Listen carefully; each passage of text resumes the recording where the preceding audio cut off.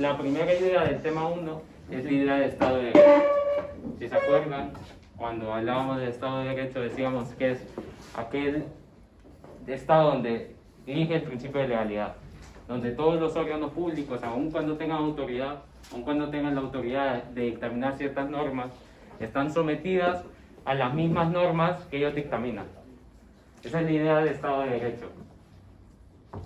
Que aun cuando yo tengo autoridad, aun cuando soy el presidente del gobierno, aun cuando soy un juez, siempre estoy sometido a las mismas normas que yo he promulgado antes. El principio de legalidad. Con respecto al Estado de Derecho y a la regulación que puede hacer el derecho del Estado, surgen dos líneas. Las dos líneas básicas, el positivismo y el justnaturalismo. Esta es una pregunta bastante frecuente del examen. ¿En qué se distingue principalmente el justnaturalismo y el positivismo? Entonces, a esto vamos a tratar de responder durante todo este tema, a esa pregunta.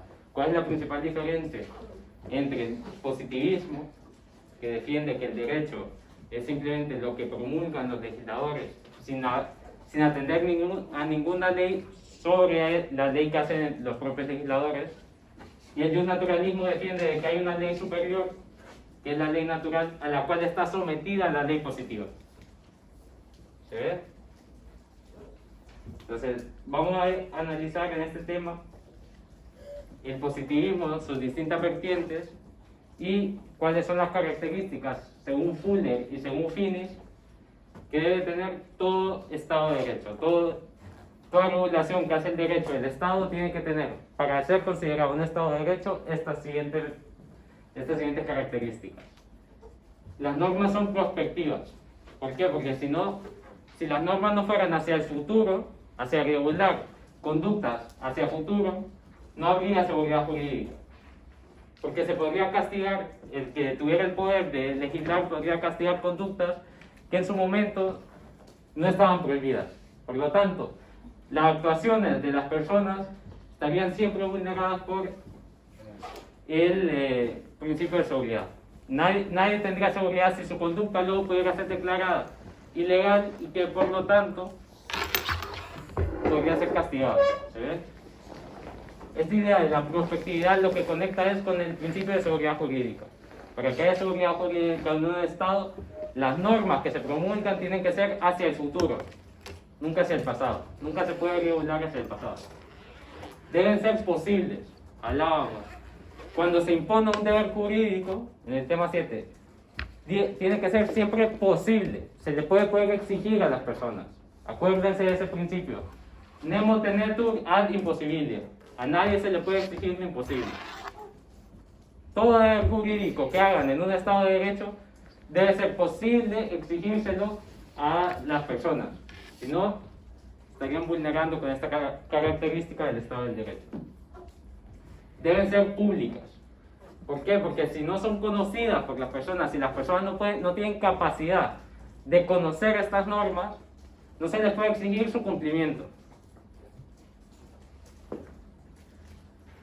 Deben ser claras, no deben caer en ambigüedades, en distintas interpretaciones, sino que deben ser claras, taxativas. Luego, coherentes, lo vamos a ver en concreto la plenitud de la coherencia. ¿Qué pasa cuando en un Estado de Derecho las normas no son coherentes? Estamos ante varios supuestos de antinomias. Cuando las normas no son coherentes entre sí, se contradicen entre sí, estamos ante la antinomia. Y vamos a ver cómo resuelven la antinomia los positivistas y cómo resuelven la antinomia los justnaturalistas. Deben ser estables las normas, deben ser generales. No se puede dispensar singularmente a una persona el cumplimiento de una norma general, ¿sí? Porque es injusto, va en contra del principio de igualdad. En un Estado de Derecho, todos los ciudadanos somos iguales ante la ley. Si yo le pudiera dispensar el cumplimiento de una norma a un ciudadano en concreto, vulneraría el principio de igualdad. ¿Se ve? Ya no todos seríamos iguales ante la ley. Por lo tanto, tienen que ser generales y todos tienen el deber de cumplirlo. Las normas en un Estado de Derecho. Incluso tienen el deber de cumplirlo aquellas personas que promulgan las normas. Aquellos que hacen las normas también tienen el deber de cumplirlas, aun cuando ellas las puedan cambiar. Mientras no las cambien, tienen el deber de cumplir las propias normas que ellos han dictaminado. ¿Se ve? Eso es el principio de legalidad. Claramente debe haber una independencia judicial. Lo miramos en el tema 9, ¿no? Si los jueces no son independientes, caen ante lo que decíamos los aplicadores mecánicos del derecho. Son esclavos del legislador. Solo aplica la ley según la promulga el legislador. Por lo tanto, tiene que haber una independencia judicial, independencia de poderes. Publicidad de los procedimientos judiciales. ¿Por qué? Porque al hacer un procedimiento judicial público, tengo la garantía de que va a ser fiscalizado por todos los demás. ¿Se ve? El procedimiento inquisitivo, la Inquisición. Cuando se habla de la Inquisición, ¿qué es una de las mayores críticas que se le hacen a este tipo de procedimientos? Que no tenían la fiscalización pública. La sociedad no sabía cómo se estaba juzgando a los demás. Y eso vulnera el principio de tener un proceso justo. Por lo tanto, esta característica también es esencial para un Estado de Derecho. Que la sociedad tenga la capacidad de fiscalizar cómo están llevando a cabo los procesos judiciales. ¿Sí? Y luego la potestad y accesibilidad a los tribunales. Acceder a un tribunal en un Estado de Derecho debe ser gratuito. Se le deben imponer costas a las personas para acceder al proceso judicial. Entonces, todas estas, de la 1 a la 7, nos la da un autor que se llama Fuller. Y luego las completa un autor naturalista actual, bastante reconocido, se llama John Finnis. Lo veíamos también en la ley natural. Es el que completa estas 4 características que debe tener todo Estado de Derecho. Queda claro las características del Estado de Derecho. Por lo menos una breve, en el examen tienen que ver por lo menos una breve explicación de cada una de estas características. Una justificación de por qué eso es así. No es suficiente con sabérselas, sino además poder justificar un poco cuál es la razón detrás de cada una de estas características. Un Estado constitucional, lo veíamos antes. ¿Cuál es, según Kelsen, la jerarquía normativa? La pirámide de Kelsen, la famosa pirámide. Constitución, leyes, dentro de las leyes, las orgánicas y las ordinarias, después el reglamento y las ordenanzas municipales. Pues, si hay una jerarquía normativa, quiere decir que todas las leyes están sujetas, para ser válidas, que vayan acorde a la Constitución, si no son declaradas inconstitucionales. Lo mismo con los reglamentos. Todos los reglamentos que dictamine el gobierno tienen que ir acorde a la ley, si no son declarados ilegales. ¿Se ve? O sea, en esa jerarquía normativa lo que dice es que una norma inferior debe respetar en su contenido lo estipulado por una norma superior. Por lo tanto, una ley nunca puede contradecir la Constitución. Si una ley contradice la Constitución, es una norma inconstitucional. Puede ser declarada inconstitucional por el Tribunal Constitucional. ¿Se ve? Eso es a lo que hace referencia el Estado constitucional. Que todas las normas inferiores, la Constitución es una norma, es la norma superior. Y debajo de esa norma, todas las normas inferiores están sujetas para su validez a ir acorde en cuanto a su contenido a la Constitución. ¿Se ve? Esa es la idea del Estado constitucional. Luego, aquí digamos el tema hace un apartado dentro del tema grande que es el concepto de derechos humanos. Sobre el concepto de derechos humanos, que surgió después de la Segunda Guerra Mundial, hay distintas críticas.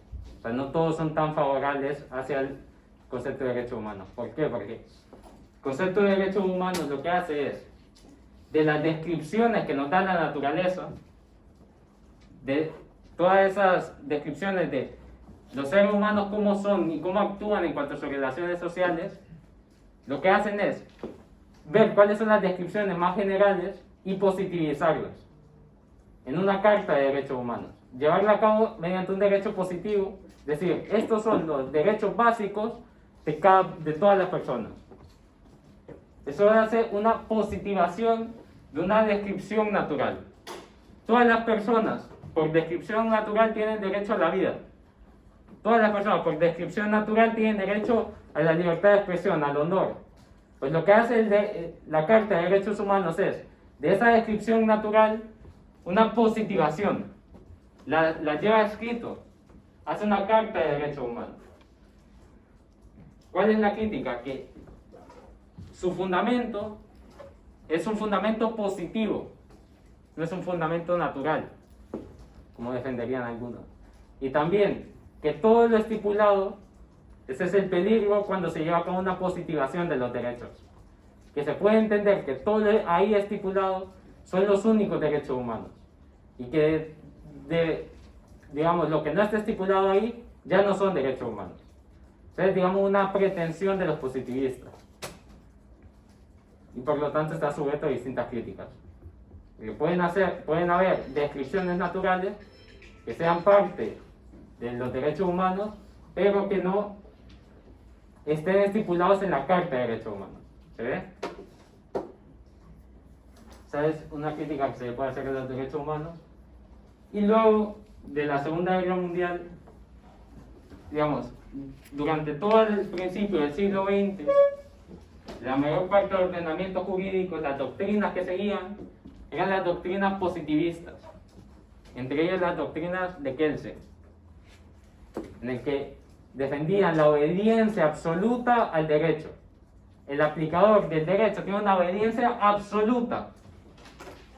Por lo tanto, el concepto de objeción de conciencia, de desobediencia civil, no existe en este concepto del derecho positivo. La razón absoluta para actuar es el derecho, sobre todo para un aplicador del derecho. ¿Cuándo choca esto? En la Segunda Guerra Mundial. ¿Por qué? Porque se lleva a cabo de que si un aplicador del derecho no valora lo que está aplicando, puede llevar a cabo injusticias extremas. Es aquí donde surge la famosa fórmula de Radbruch. Una injusticia extrema ya no es derecho. Porque el aplicador del derecho, después de la Segunda Guerra Mundial, todos somos conscientes que el aplicador del derecho no es un mero o alguien que solo tiene que aplicar mecánicamente el derecho, sino que es alguien que tiene que valorar el contenido de lo que está aplicando. ¿Se ve? Luego de la Segunda Guerra Mundial cae esa obediencia absoluta al derecho, pero surge otra. Digamos, los positivistas tratan de rescatar la idea del positivismo puro y lo llevan a cabo dos autores principalmente, Ronald Dworkin y Robert Alexy. Esta doctrina que llevan a cabo ellos es lo que se denomina transpositivismo, el positivismo moderno después de Kelsen. Digamos, las teorías de Kelsen, las teorías positivistas hasta Kelsen, fracasan y queda de manifiesto en la Segunda Guerra Mundial. Luego de la Segunda Guerra Mundial surgen estos dos autores que tratan de salvar lo rescatable del positivismo y lo llevan a cabo mediante el transpositivismo, el nuevo positivismo. Y a esto se contrapone estos dos autores, digamos, que son los máximos representantes del transpositivismo, Alexy y Dworkin, se contraponen con otro autor famoso, o el máximo representante del justnaturalismo actual, que es John Finnis. John Finnis es un tomista católico que rescata la doctrina de la ley natural y rescata la doctrina de Tomás de Aquino, y mediante eso hace una construcción justnaturalista. Estos tres autores, que, bueno, no es importante que se sepan el nombre, sino lo que representan, son ejemplos de algo que representan. John Finnis representa la ley natural, el justnaturalismo, y Dworkin y Alexy representan el nuevo positivismo, que decae con la Segunda Guerra Mundial. Luego vamos a ver que también esta es, antes me preguntaban sobre la bibliografía, que sí es importante de este tema. pues la bibliografía de este tema sí es bastante importante porque es de Pedro Serna y nos habla, sobre todo en su bibliografía, nos habla de las tesis del positivismo. Nos explica. Lo primero que nos dice Serna es, vamos a hacer un análisis del positivismo. Y para hacer este análisis, tengo que ver cuáles son las tesis que defienden los positivistas generalmente.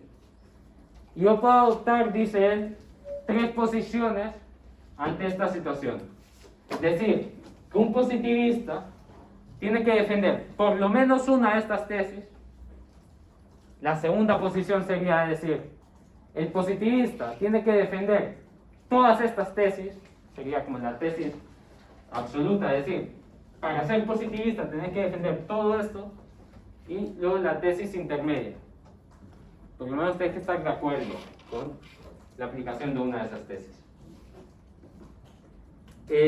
¿Cuál es la primera tesis?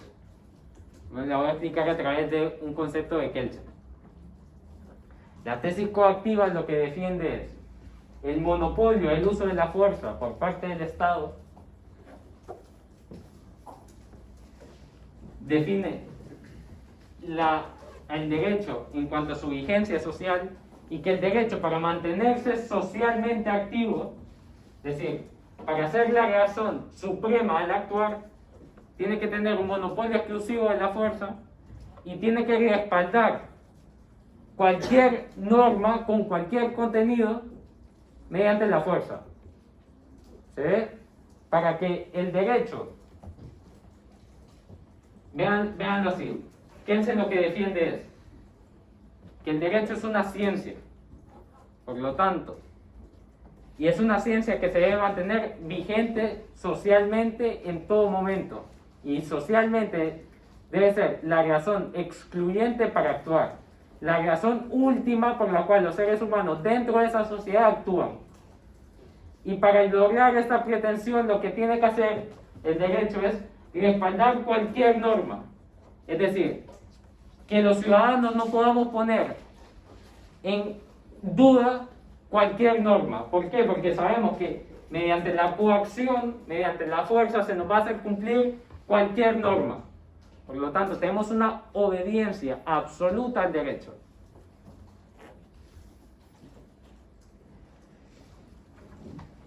Ven ellos a la fuerza que respalda la norma del derecho, no como un medio, sino como el fin.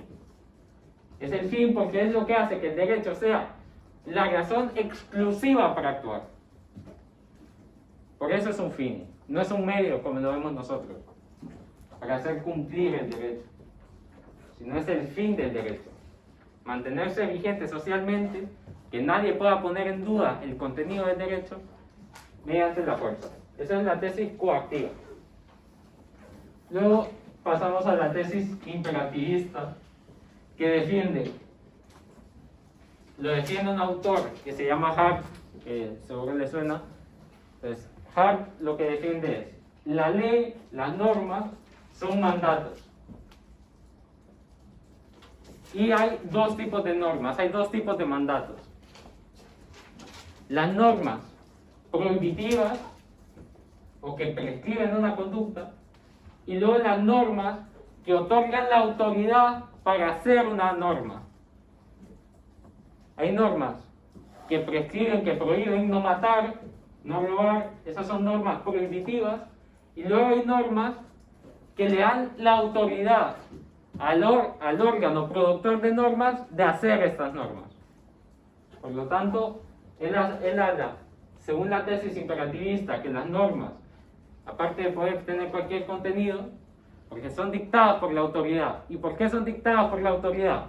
Porque una norma le ha dado la autoridad a un órgano de producir cualquier norma. ¿Se ve? Esto es lo esencial sobre la tesis imperativista. ¿Queda claro? Sé que puede ser un poco confuso esto de la tesis imperativista, pero es lo esencial. Saber de que los órganos pueden dictar cualquier norma, las normas pueden ser prohibitivas, prescriptivas, y que además hay normas que le dan el poder a un órgano de dictar normas. Eso es lo esencial, la idea esencial. Luego la tesis legalista, que defiende que la ley es la fuente exclusiva de lo que denominamos derecho.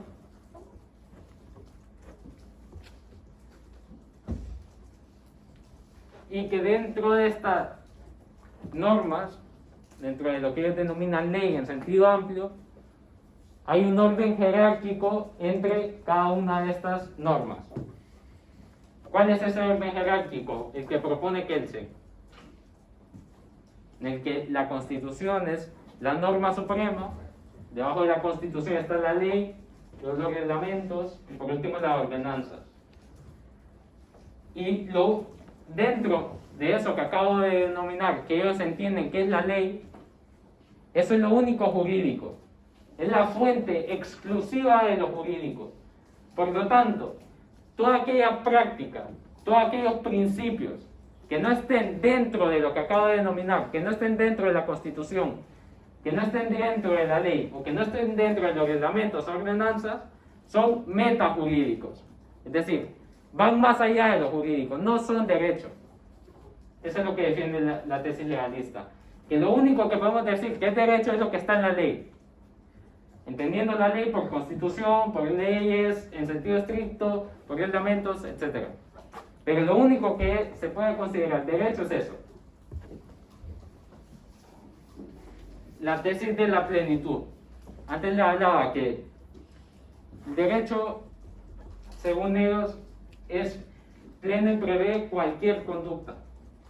¿Por qué el derecho prevé cualquier conducta? No porque el legislador, digamos, sea súper creativo y pueda prever cualquier conducta que lleven a cabo los seres humanos. No, sino porque... Perdón, pusieron algo en la fuente exclusiva. Sí, básicamente eso defiende la tesis legalista. Que la fuente es lo exclusivo del derecho. Es la única fuente del derecho, la ley es la única fuente del derecho, entendiendo la ley por constitución, ley en sentido estricto, etc. Entonces, le hablaba de la tesis de la plenitud. ¿Qué defiende la tesis de la plenitud? Que cuando el legislador hace las normas, está diciendo qué normas están dentro del derecho. Por ejemplo, no matarás, ya está diciendo qué norma está dentro del derecho, y todo lo que no diga el legislador es metajurídico, no es derecho. Por lo tanto, todo lo que prevé el legislador es el derecho, y todo lo que no prevé el legislador, todo aquello que no menciona explícitamente en la ley, es metajurídico, va más allá de lo jurídico. ¿Se ve? En ese sentido, el derecho es pleno. ¿Por qué? Porque si el legislador tiene la capacidad de dictaminar normas, y además, al dictaminar estas normas, ya está diciendo lo que es derecho, y todo lo que no diga explícitamente no es derecho, el derecho es pleno. En el derecho, defienden ellos, no hay laguna, por lo tanto. ¿Se entiende? Al prever ellos una norma, al prever ellos un supuesto de hecho, están diciendo, este supuesto de hecho es jurídico, y todo lo que yo no mencione es fuera de lo jurídico, no es derecho. Eso es lo que defiende la tesis de la plenitud. Y luego la tesis de la coherencia. Esta tesis, al igual que la de plenitud, no se puede malinterpretar pensando de que el positivista piensa que el legislador es, digamos, un ser súper creativo y además que nunca se contradice, que nunca crea normas que son contradictorias, pero no es así. No es que el positivista sea ingenuo y piense que el legislador es de una forma que no es, sino que dice en la tesis de la coherencia, cuando el legislador se equivoca y hace dos normas contradictorias, hay un procedimiento para determinar cuál de esas normas prevalece sobre la otra, cuál de esas normas es aplicable sobre la otra. Y ese procedimiento jurídico resuelve la antinomia e invalida la otra norma. Por lo tanto, no existen antinomias, no existe la contradicción en el derecho. ¿Por qué? Porque ya el legislador ha previsto un procedimiento cuando choquen las normas que invalida una de las dos normas. Y en ese sentido, pues todas las normas inválidas ya no son jurídicos, ya no es derecho. Todas las normas que se han declarado inválidas ya no es derecho. Por lo tanto, por ejemplo, una ley contradice la Constitución. Pues lo que defenderían la tesis de la coherencia es: esta ley que contradice la Constitución, como va en contra del procedimiento que habíamos dicho de que toda ley está sometida a la Constitución, es de por sí inválida. Y al ser inválida, no es derecho. Ya es una norma inválida desde su promulgación. Por lo tanto, en el derecho todas las normas son coherentes. Porque la norma que no es coherente se saca del derecho. Porque ya se ha previsto un procedimiento que saque las normas que sean contradictorias. Y luego la tesis de la aplicación mecánica. La tesis de la aplicación mecánica lo que pretende es que el aplicador del derecho sea un robot. Que el aplicador del derecho no valore lo que está aplicando, sino que simplemente aplique, haga lo que denominan silogismo perfecto. ¿Qué es un silogismo perfecto? Aplicar la premisa mayor, que es la norma, a la premisa menor, que es el caso, y de esa aplicación, si concuerda la premisa menor con la premisa mayor, habrá una consecuencia previamente establecida por la norma. Eso es lo que tiene que hacer el aplicador del derecho. Y en todo ese proceso, él no puede valorar lo que está aplicando. Al que le corresponde valorar si una norma es justa o es injusta, es al legislador. Pero una vez que ya se ha legislado, una vez que ya se ha dictaminado una norma, al juez lo único que le corresponde es aplicarla, esa norma. ¿Sí ve? No le corresponde valorar esa norma. Eso es lo que defienden los aplicadores mecánicos del derecho.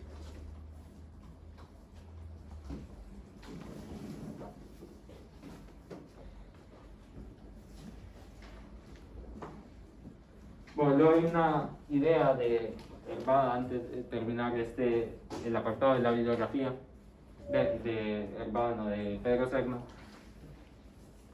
que dice, se hace la pregunta de cómo le respondería un positivista, de si hay o debe haber una total obediencia al derecho.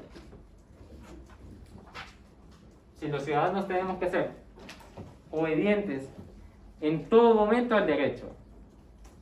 Y responde, según una óptica positivista, que sí. ¿Por qué los ciudadanos tenemos que ser obedientes absolutamente al derecho? Para buscar ¿cuál es la finalidad de eso? Una paz social, un orden en la sociedad. ¿Se ve? Aunque sea un derecho injusto, tenemos que seguirlo, porque el contradecir al derecho implicaría necesariamente un desorden en la sociedad. ¿Se ve? Eso es lo que defienden los positivistas. Una obediencia del ciudadano absoluta al derecho.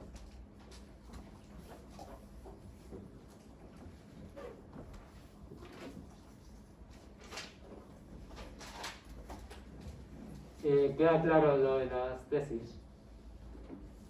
Yo creo que es, bueno, aparte de distinguir entre el derecho positivo y derecho natural y yo naturalismo y positivismo, esto me parece que es lo más importante de este tema. Saberse bien las tesis y qué representa cada una de esas tesis. Saber explicar cada una de esas tesis es lo más importante. ¿Cuáles son las críticas que se le puede hacer al positivismo? Primero, la primera crítica, digamos, sería que una obediencia absoluta, ya sabemos cuál es el resultado del que lleva. Solo hace falta ver la Alemania nazi, y al ver la Alemania nazi ya se ve cuál es el resultado de una obediencia absoluta al derecho. Esa es una primera crítica que se le puede hacer. Si obedecemos sin valorar el contenido del derecho, resultamos, o digamos, siguiendo una aplicación mecánica del derecho, ya sabemos los resultados a lo que lleva. ¿Se ve? Esa es la primera crítica que se le puede hacer. Luego, que al haber una multiplicidad de normas, al ver lo complejo del ordenamiento jurídico, es imposible aplicar el derecho sin interpretar. Por lo tanto, es una ficción, digamos, decir que solo cabe la interpretación o que no cabe la interpretación si la norma es clara. ¿Por qué? Porque hay una multiplicidad de normas. Aunque la norma en sí misma sea clara, debemos interpretar porque en su conjunto, el sistema jurídico en su conjunto, el ordenamiento jurídico en su conjunto es complejo. Y al ser complejo, requiere una necesaria interpretación, como vimos en el tema 9. Y segundo, que al solo ver los hechos de un caso, ya estamos interpretando. Al solo decir, este hecho es un hecho relevante en un caso y este hecho es un hecho irrelevante en otro caso, ya estamos interpretando. Necesariamente, el aplicador del derecho tiene que interpretar. Por lo tanto, decir que el aplicador del derecho solo cabe la interpretación cuando no hay claridad es una ficción. Porque el hecho de decir este hecho es relevante y este hecho es irrelevante ya es una interpretación. Lo mismo con las pruebas que se pueden presentar en un caso. El valorar que una prueba es relevante o una prueba es irrelevante es otra interpretación en el derecho. Por lo tanto, la segunda crítica a los positivistas es que necesariamente el aplicador del derecho tiene que interpretar. Siempre.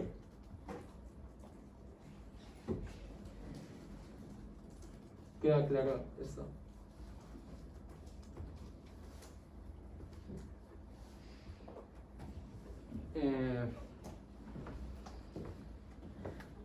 Bueno, esto queda claro. Esto ya es lo último de este tema. Primero, digamos, en síntesis, este tema va de decir la diferencia entre el derecho positivo y el derecho natural, entre los positivistas y los naturalistas. Después explicar cada una de las tesis y por último criticar al positivismo. Y estas son las dos críticas, entre otras, que se pueden hacer al positivismo. Y bueno, esta es una frase de un autor naturalista, se llama Robert P. George, que dice: puede que aún actuando con propósitos dignos no se lleguen a alcanzar las metas. Sin embargo, siempre tal acción realiza un bien humano verdadero. Con ejemplos, la víctima de un ataque al corazón puede morir a pesar de los esfuerzos de los miembros del equipo de rescate. Un equipo de abogados defensores, a pesar de la cooperación más seria, puede no ganar una absolución para un cliente al que se le ha acusado en falso. A veces, el éxito no era realmente posible. Otras veces, el fracaso resulta de errores, de un juicio defectuoso o de otra forma de debilidad humana. El fracaso a veces es el resultado de mala suerte, pero no conseguir los fines no debe conducir a nadie a pensar que la acción digna carece de valor. ¿Por qué le ponía esta frase? Que en síntesis lo que viene a defender es que aun cuando no se consigan los fines, si uno hace algo que está bien, eso está bien siempre. Aun cuando no consigamos el fin de sacar, podemos hacer un examen, haber estudiado y no conseguir el fin que queremos, aún así se hizo un bien humano verdadero, aún así hicieron algo que está bien, aunque no se consiga el fin que ustedes querían. Uno puede ir a un examen y pensar, voy a sacar un 10, y si no saco un 10, no significa que ha fracasado y que no realizó algo bueno o que, o sea, puede ser de que no saquen un 10 o que no saquen la nota que esperen por, o sea, miles de razones, pero no significa que lo que hicieron no está bien, que no sepan, o que no tuvieron que haber estudiado tanto. Bueno, a ver, pasando eso, ¿cuánto tiempo tenemos?